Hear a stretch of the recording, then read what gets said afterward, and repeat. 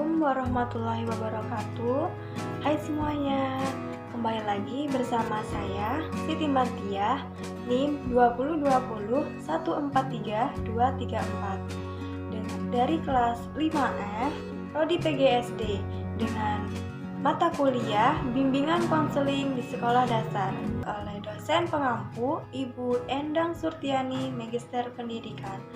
Baiklah teman-teman, pada video pembelajaran kali ini, yaitu pada materi kedua, pada pertemuan kedua, saya akan menjelaskan mengenai konsep dasar program bimbingan dan konseling di SD, yang terdiri dari beberapa materi, yaitu pengertian dan tujuan program bimbingan konseling di sekolah dasar. 2. Layanan bimbingan dan konseling di sekolah dasar. 3. Peran guru kelas dalam kegiatan BK di sekolah. Pertama, saya akan menjelaskan mengenai pengertian dan tujuan program bimbingan konseling di sekolah dasar. Program bimbingan konseling adalah suatu rencana kegiatan bimbingan dan konseling yang dilaksanakan pada periode tertentu. Adapun tujuannya, dan ada tujuannya. Tujuannya yaitu penyusunan program tidak lain adalah agar kegiatan bimbingan dan konseling di sekolah dapat terlaksana dengan lancar, efektif, dan efisien, dan hasil-hasilnya dapat dinilai. Nah, jadi dengan begitu dapat terlaksananya program dan bimbingan konseling pada khususnya, sehingga tujuan sekolah pada umumnya akan lebih menegakkan akuntabilitas bimbingan dan konseling di sekolah dasar. Baiklah, untuk materi yang kedua yaitu mengenai layanan bimbingan dan konseling di sekolah dasar. Nah, untuk layanan bimbingan dan konseling di sekolah dasar ada beberapa layanan. Yang pertama ada layanan orientasi, layanan informasi, layanan pembelajaran, layanan penempatan dan penyaluran, dan layanan penguasaan konten, layanan konseling perorangan,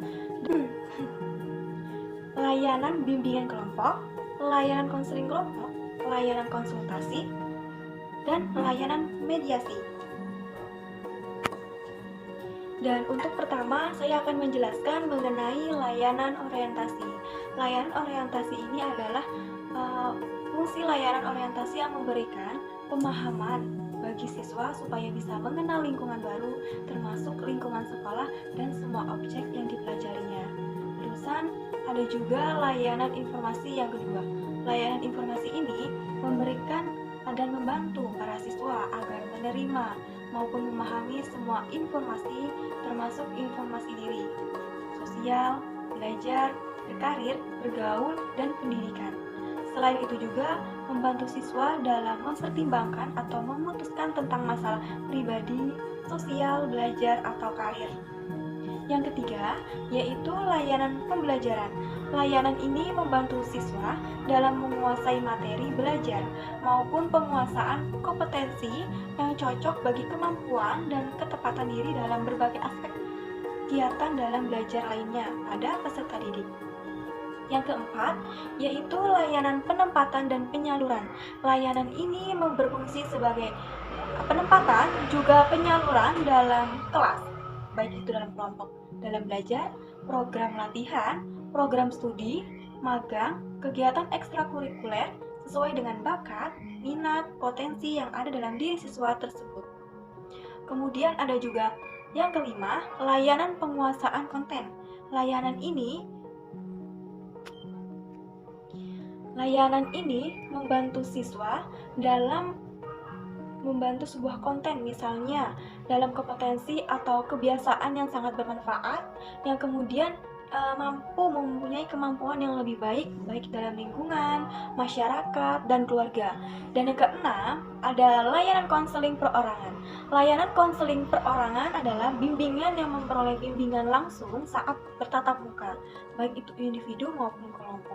dengan bantuan guru ahli untuk membicarakan dan kemudian mencari solusi agar permasalahan tersebut dapat berkembang dengan baik. Kemudian yang ketujuh, ada layanan bimbingan kelompok. Layanan ini membantu siswa bersama-sama dalam kelompok untuk mendapatkan bahan dan penjelasan pokok bahasan. Tujuannya agar siswa lebih paham dan berkembang secara sosial. Yang kedelapan, layanan konseling kelompok. Layanan yang membantu para siswa, termasuk anggota kelompok, supaya mendapatkan peluang dalam pembahasan, pengentasan berbagai masalah pribadi yang ada dalam suatu kelompok. Kemudian yang kesembilan, ada layanan konsultasi. Layanan konsultasi ini di mana para siswa memperoleh pemahaman, pengetahuan dalam berbagai cara yang perlu diperlakukan untuk menangani masalah yang ada dalam diri siswa. Kemudian konsultasi ini yaitu sebuah teknis bagi konselor, baik itu orang tua, konselor, dan administrator. Dan yang ke-10 yaitu mengenai layanan mediasi. Layanan mediasi ini yaitu tujuannya supaya bisa menyelesaikan masalah baik itu dalam perselisihan, kemudian memperbaiki hubungan antar sosial. Jadi apabila terjadi sesuatu masalah, kita dapat menyelesaikan masalah tersebut dengan baik. Dan materi yang terakhir yaitu mengenai peran guru kelas dalam kegiatan bimbingan konseling di sekolah dasar. Nah, untuk peran guru ini ada beberapa 9 peran guru dalam kegiatan bimbingan konseling. Yang pertama, informator. Informator ini adalah di mana kita sebagai guru mengharapkan agar pelaksanaan cara dalam mengajar informasi dalam lapangan maupun dalam kelas itu memberikan kegiatan akademik maupun dalam umum. Kemudian ada juga organisator. Organisator ini itu supaya guru dalam pengelolaan kegiatan akademik, silabus, jadwal pelajaran dapat diorganisasi secara baik. Kemudian ada motivator. Motivator ini adalah di mana guru harus mampu merangsang dan memberikan dorongan siswa secara reinforcement, yaitu untuk mendinamasikan potensi siswa dalam menumbuhkan suatu pengetahuan dan aktivitas daya cipta dari anak tersebut, yaitu dengan menciptakan kreativitas anak. Kemudian ada direktor. Direktor ini di mana guru harus mampu membimbing dan mengarahkan kegiatan belajar siswa sesuai dengan tujuan yang dicita-citakan oleh siswa tersebut. Selanjutnya ada inisiator. Inisiator ini adalah guru sebagai pencetus ide dalam proses belajar mengajar. Jadi guru juga sebagai inisiator ya.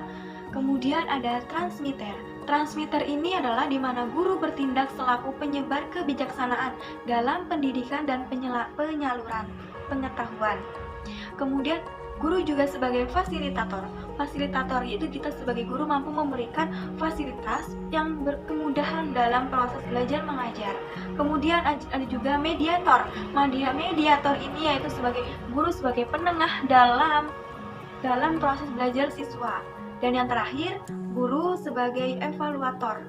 Guru yang mempunyai otoritas untuk terjadi pada prestasi anak didik dalam bidang baik itu dalam perilaku, tingkah laku, sosialnya, sehingga dapat menentukan bagaimana anak didiknya itu. Nah, baiklah teman-teman, itulah materi pembelajaran pada kali ini, yaitu pada pertemuan kedua. Semoga apa yang saya sampaikan dapat bermanfaat bagi kita semua. Dan apabila ada salah kata, saya mohon maaf dan saya akhiri. Wabillahi taufiq wal hidayah. Wassalamualaikum warahmatullahi wabarakatuh.